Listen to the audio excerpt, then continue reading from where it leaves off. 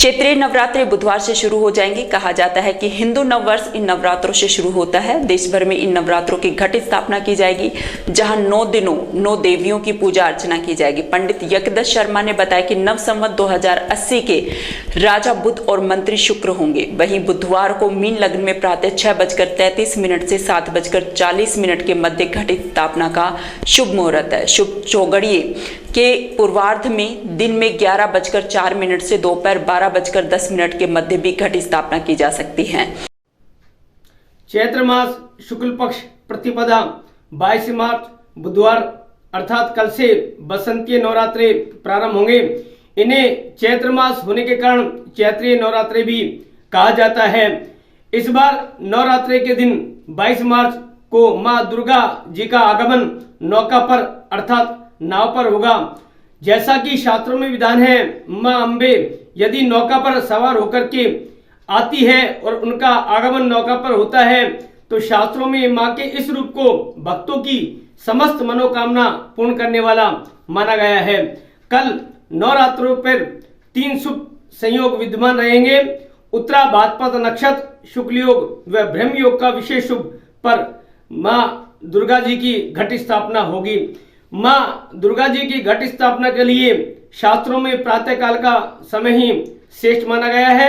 कल द्वि स्वभाव मीन लगन में प्रातः काल 6:33 से 7:40 तक घट स्थापना करके नवरात्रा प्रारंभ करने का सर्वश्रेष्ठ मुहूर्त माना गया है।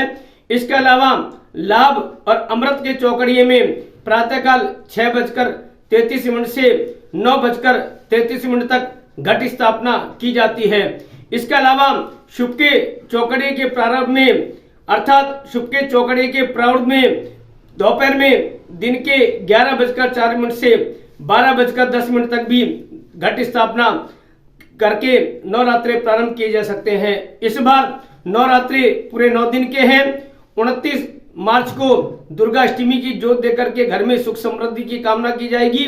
वहीं 30 मार्च को श्री रामनवमी के दिन श्री रामचंद्र जी का जन्म महोत्सव मना करके सुख समृद्धि की कामना की जाएगी। रामनवमी का दिन अर्थात 30 मार्च को स्वयं सिद्ध मुहूर्त होने के कारण इस दिन शादी विवाह सहित सभी शुभ मांगलिक कार्य काफी संख्या में संपन्न होंगे। वहीं करनी माता मंदिर के महंत घनश्याम दास ने बताया कि मंदिर पर घट स्थापना सुबह 6:30 बजे की जाएगी। वहीं उन्होंने कहा कि प्रशासन द्वारा मेले की पूर्ण व्यवस्था की गई है। करनी माता मंदिर में नवरात्र स्थापना सुबह 6:33 वाले मुहूर्त पर घट स्थापना की जाएगी। जी, किन के द्वारा की जाएगी है पूजा पाठ? पूजा पाठ तो हम शामी करते हैं। जी, प्रशासन की तरफ से किस तरह की व्यवस्थाएं की गई है मेले को देखते हुए? प्रशासन की तरफ से मेले की व्यवस्था है, नल है, पानी है, बिजली है, टेंट व्यवस्था, छाया के लिए टेंट व्यवस्था है। जी, करनी माता मंदिर पर भक्तजन अपने पूरे भारतवर्ष से आते हैं।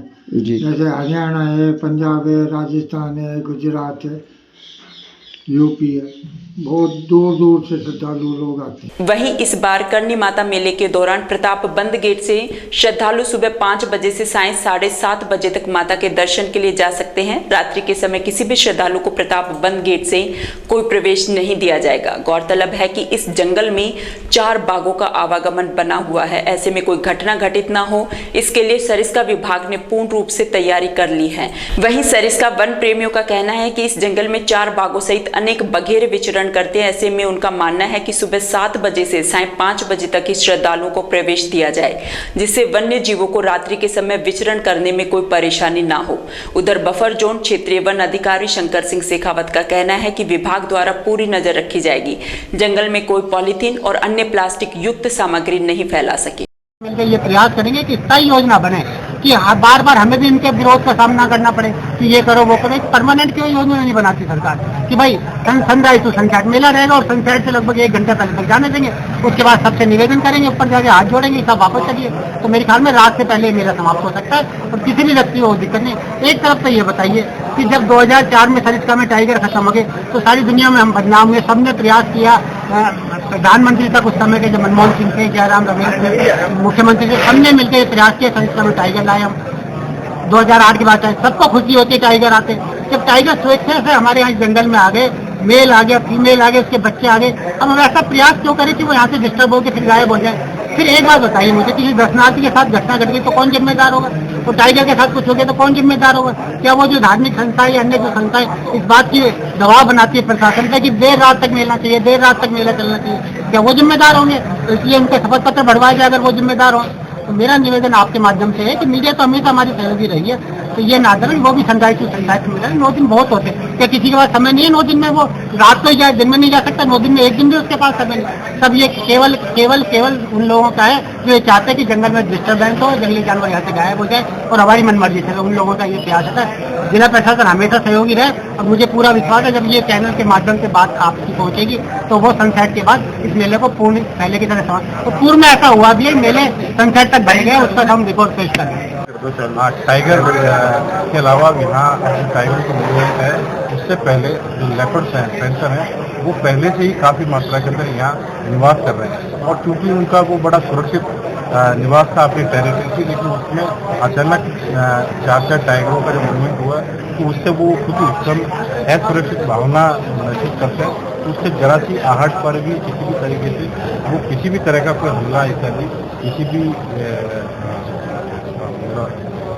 जो संकट का समय मानते हुए वो हमला कर सकते हैं और कोई भी अप्रिय घटना हो सकती है। तो ऐसे में इन सब चीज़ों को मद्देनजर रखते हुए जो मेले को थोड़ा सा इस तरीके से किया जाना चाहिए, सीमित तरीके से, ताकि सूर्य उदय के पश्चात से प्रवेश दिया जाए और सूर्य अस्त के समय निर्धारित करके उससे पूर्व भी प्रवेश बंद करके और सूर्य अस्त तक पूरा जो जंगल परिसर है वो सारा खाली हो जाना चाहिए।